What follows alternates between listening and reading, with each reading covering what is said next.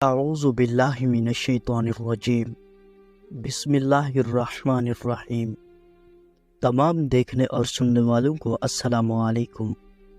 اللہ تبارک و تعالی ارشاد فرماتے ہیں، انا اعطیناک الکوثر، ترجمہ، ہم نے آپ کو کوثر عطا فرمائی۔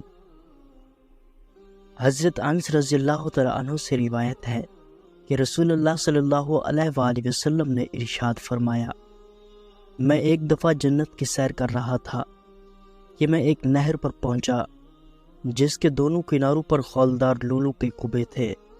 میں نے پوچھا، اے جبریل، یہ کیا ہے؟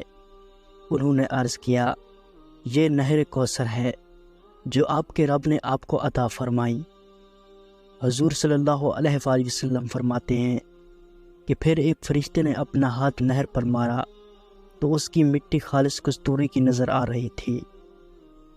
حضرت عبداللہ بن عمر رضی اللہ تعالیٰ عنہ فرماتے ہیں کہ جناب رسول اللہ صلی اللہ علیہ وآلہ وسلم نے ارشاد فرمایا، کوثر جنت میں ایک نہر ہے، اس کے دونوں کنارے سونے کے ہیں، اس کے چلنے کا راستہ گوہر اور یاقوت ہے، اس کی مٹی کستوری سے زیادہ پاکیزہ ہے، اس کا پانی شہد سے زیادہ میٹھا اور برف سے زیادہ سفید ہے۔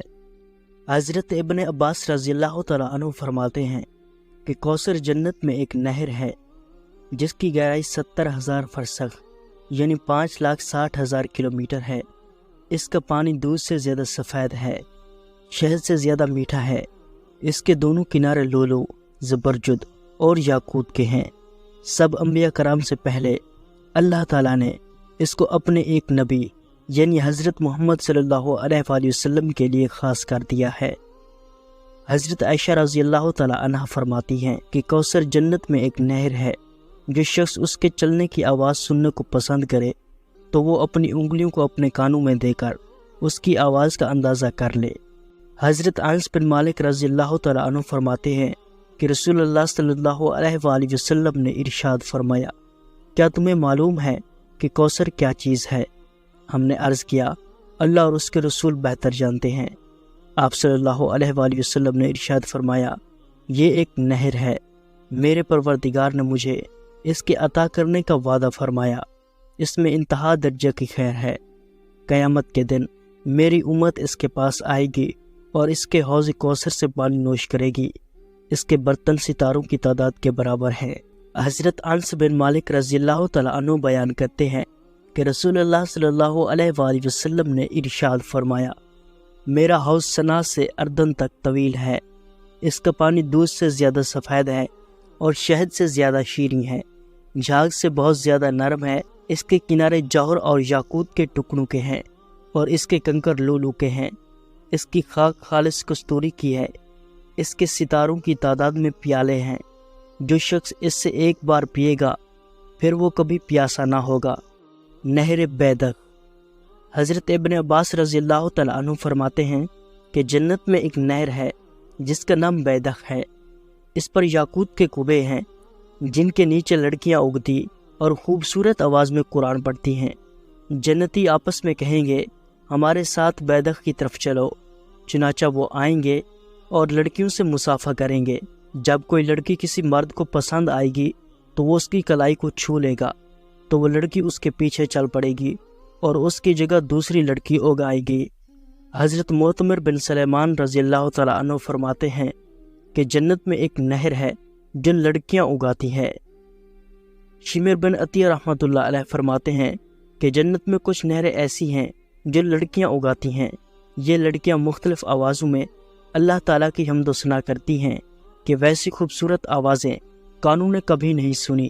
وہ کہتی ہیں، جن کا ترجمہ یہ ہے، ہم ہمیشہ رہنے والیاں ہیں، کبھی نہیں مریں گی، ہم لباس پہننے والیاں ہیں، کبھی بے لباس نہ ہوں گی، ہم ہمیشہ نعمتوں میں پلنے والیاں ہیں، کبھی بھوکی نہ ہوں گی، اور ہم ہمیشہ نعمتوں میں رہنے والیاں ہیں، کبھی رنج و تکلیف میں نہ جائیں گی۔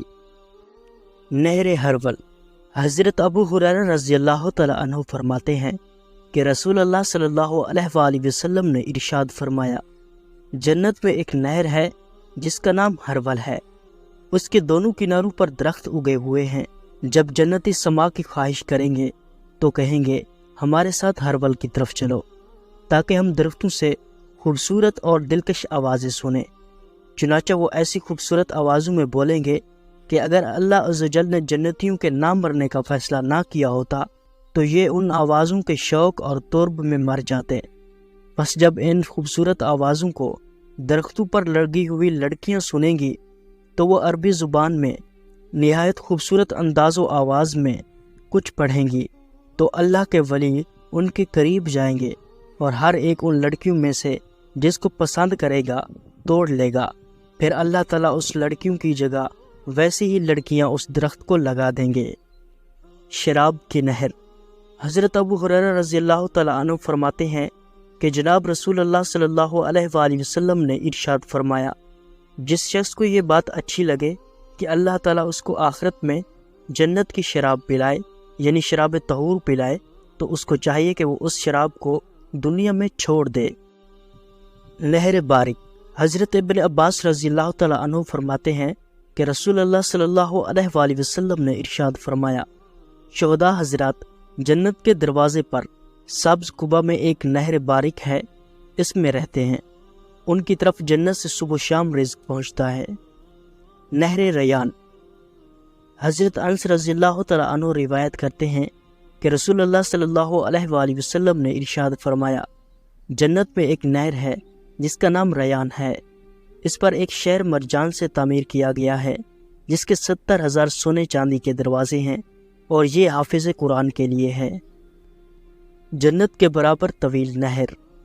ابو صالح کہتے ہیں کہ حضرت ابو ہریرہ رضی اللہ تعالیٰ عنہ فرماتے ہیں، جنت میں جنت کی لمبائی کے برابر ایک نہر ہے جس کے دونوں کناروں پر کنواری لڑکیاں ایک دوسرے کے آمنے سامنے کھڑی ہیں، اور جن خوبصورت آوازوں کو مخلوق سنتی ہیں ان سے زیادہ حسین آوازوں میں نغمہ سرائی کرتی ہیں، حتیٰ کہ جنتی جنت میں ایسی لذت اور نہ پائیں گے۔